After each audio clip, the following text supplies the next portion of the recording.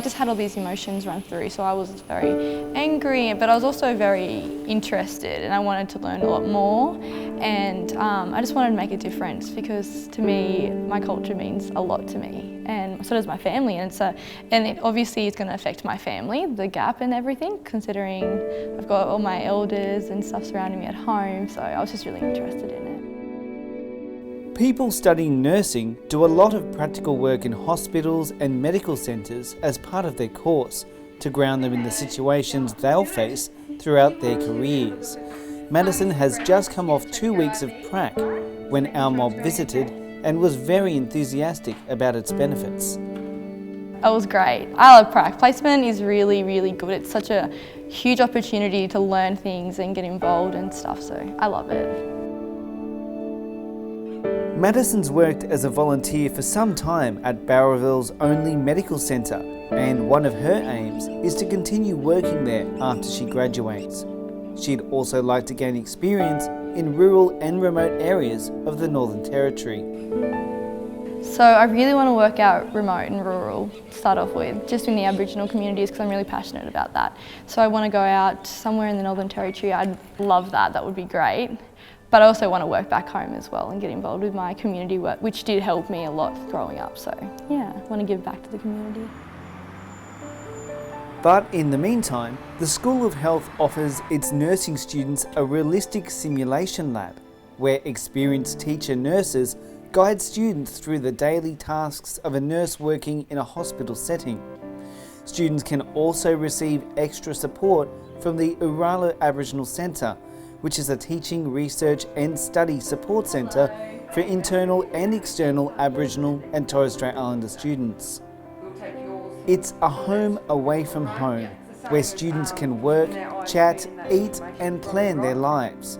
Student Support Officer Tonya Ryan is integral to the support network.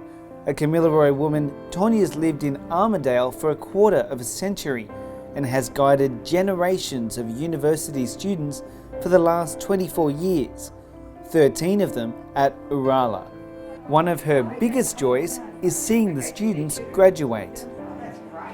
That's what it's about for me, is making sure that our students are here, they're supported right throughout their studies, doesn't matter if they're internal or external.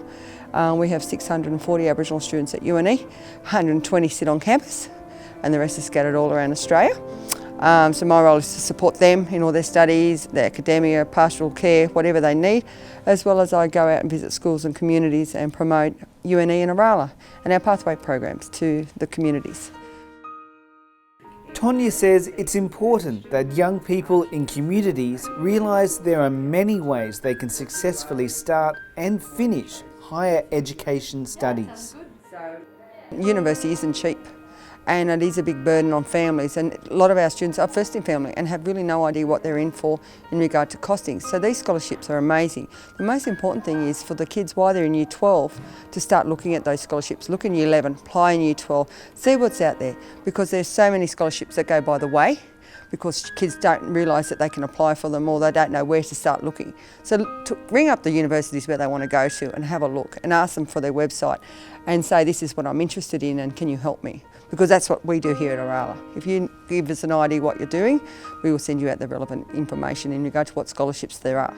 And that's with Maddison, you know, like coming in doing Bachelor of Nursing.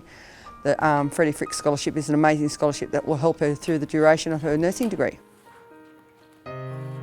Maddison agrees, but admits she wasn't aware of the opportunities open to her until a relative mentioned the New South Wales Aboriginal Land Council's Freddy Fricke Scholarship. I've never really looked into scholarships, which I definitely should have because it's such a good opportunity.